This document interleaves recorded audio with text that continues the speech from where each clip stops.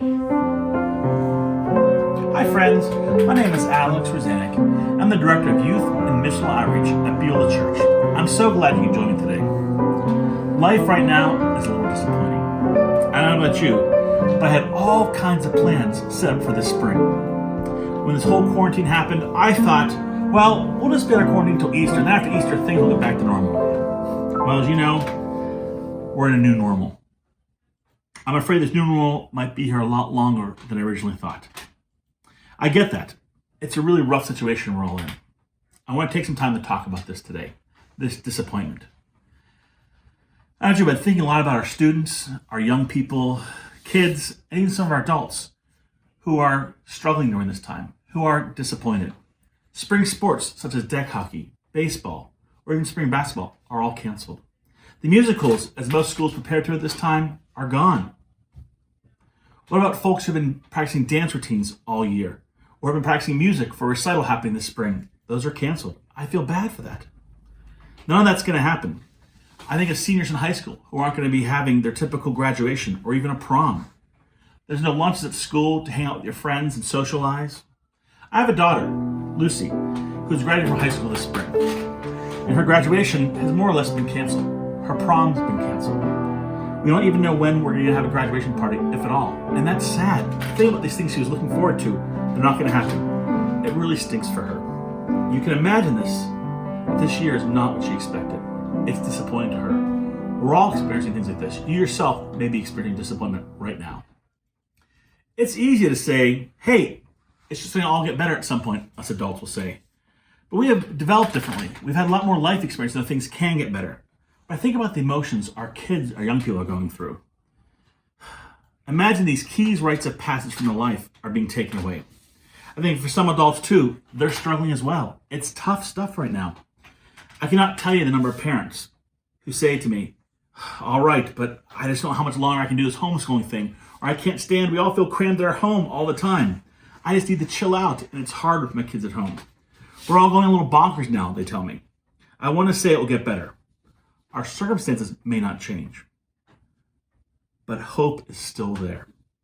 The beauty of what we all have as Christians is that there's a great promise and hope. Hope has found in our Creator God who is in charge of it all. I want to share with you a passage from the Bible that gives me great hope. This is from Psalm 40. And this is a Psalm of David. And he was experiencing a tough time, a dark time, and a lonely time in his life. This is how it goes. I waited patiently for the Lord. He turned to me and heard my cry. He lifted me out of the slimy pit, out of the mud and mire. He set my feet on a rock and gave me a firm place to stand. He put a new song in my mouth, a hymn of praise to our God.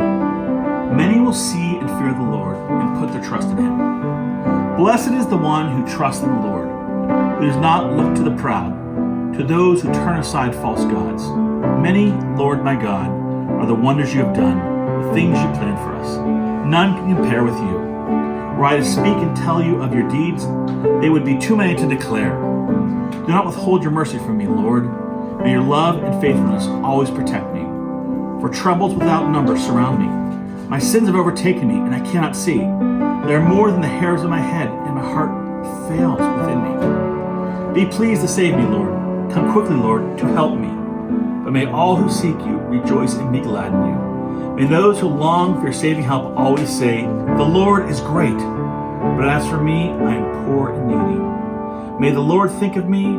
You are my help and my deliverer. You are my God. Do not delay. Life is disappointing, but David wrote those words to give us encouragement, to cry out, to reach out to God. I'm sorry that we're all going through this. I'm sorry things are getting canceled.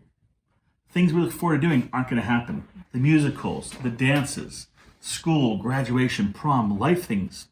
I'm sad that I'll not get to see many musicals or recitals this spring, or attending sporting events and cheering our youth on. I'll not be able to see my daughter graduate like I originally planned, but I know this. God is still here. I cry out to him. I want God to deliver us and not to delay, just like David said. What are we to do now? What can we learn from all this? How can we find this hope I'm talking about? Well, I'm reminded of a story that a rabbi, Dr. Abraham Twersky, once shared. He talks about how lobsters grow. Lobsters, now remember, are a soft animal, crustacean, that has a hard, rigid shell. The shell actually doesn't grow much. And over time, the lobster feels this pressure of the shell and gets very uncomfortable. What do lobsters do then?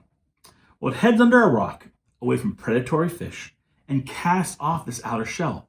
Then it produces a new one.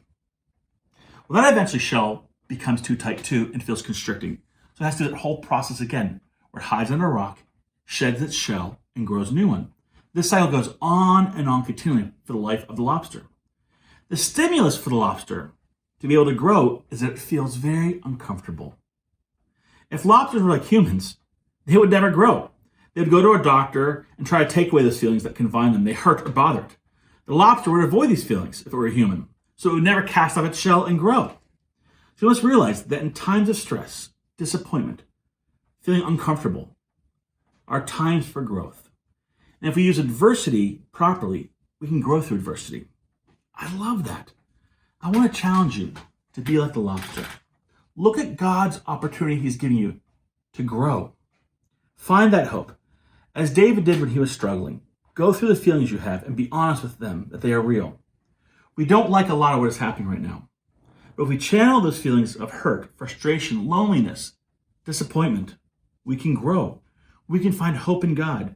We can cry out and find that a new shell we can grow into, a new self we're being called to become.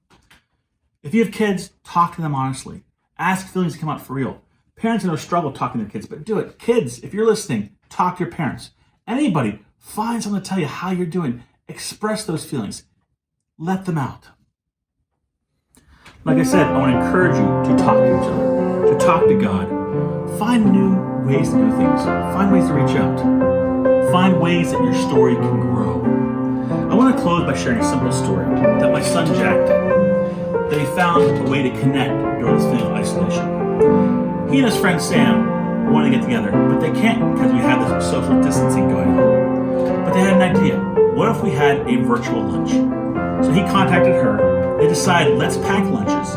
Let's call each other on FaceTime and have a virtual lunch. They had their bags packed, they opened it up, and they had lunch. And they got together virtually, and they found a way to make it work. Through the disappointment they had not connecting, they found a new way to grow and to connect. They found hope in the fact that he could still connect. What are you doing? What ways are you trying to reach out to find new hope, to be challenged, to grow, to become a person, become the young person you're called to be, the old person? What are you doing? What are we all trying to do to reach out? I want to be like the lobster, be able to let my shell off to grow. I want to be like David and cry out to the Lord, knowing that my hope is Him. I might be in the mud, in the mire, in the clay, but my feet will eventually put upon the rock, and that rock is Jesus. May you all have a blessed, peaceful, and wonderful week. Take care.